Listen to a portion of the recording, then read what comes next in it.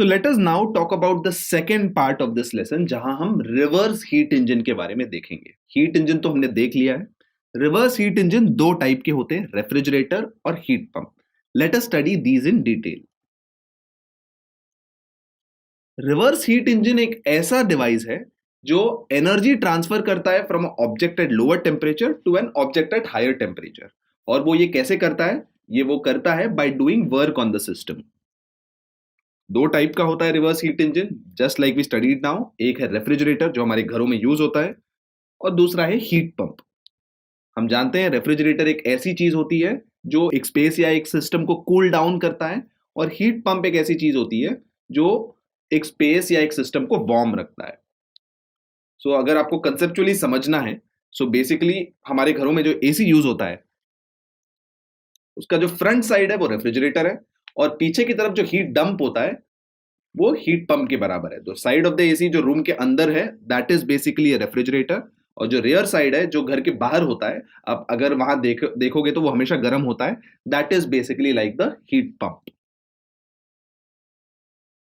So this is a refrigerator, this is the heat pump. Now let's talk about the refrigerator. Refrigerator एक ऐसा mechanical device है which is used to maintain the temperature of a storage space lower than that of the surroundings. मतलब इस device से हम system की temperature को कम temperature में मेंटेन करते हैं as compared to the surrounding temperature. So let's say reservoir मेरा TH है और दूसरा मेरा लोअर टेम्परेचर रिजर्वॉयर TL है।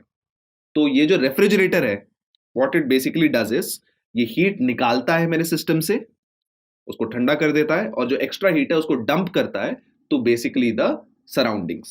सो मेरा ब्लू पार्ट मेरा वो पार्ट है जिसको मुझे ठंडा करना है, इसलिए मुझे हीट निकालना पड़ता है, और रेड पार्ट वो पार्ट है जिसमें मैं वो एब्जॉर्ब्ड हीट को डंप कर रहा हूं। और ये करने के लिए मुझे एक इनपुट वर्क देना पड़ता है which is Q1 minus Q2।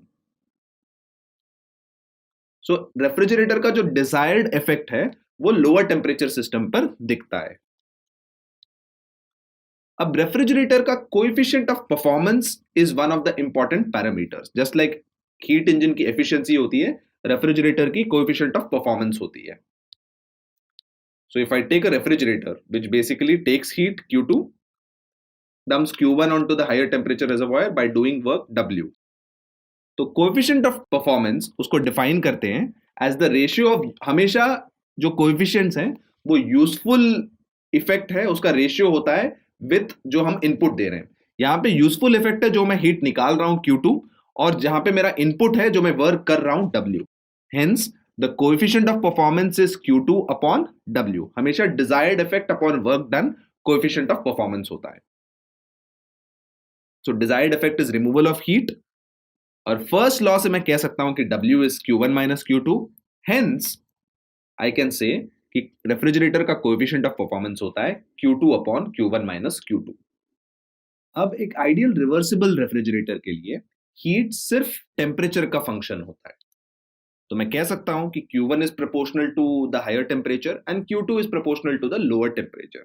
तो इसको मैं अगर कोएफिशिएंट ऑफ परफॉर्मेंस के फॉर्मूले में प्लग इन करूं तो कोएफिशिएंट ऑफ परफॉर्मेंस जो था Q2 upon Q1 minus Q2 बन जाता है TL upon TH minus TL, जिसका मतलब यह है कि रेफ्रिजरेटर का coefficient of performance purely depend करता है on the temperature of the lower, जो मेरा लोअर सिंक है, और higher temperature of the heat source जहां पे हीट डंप होता है, सिर्फ इन दोनों चीजों पे डिपेंड करता है।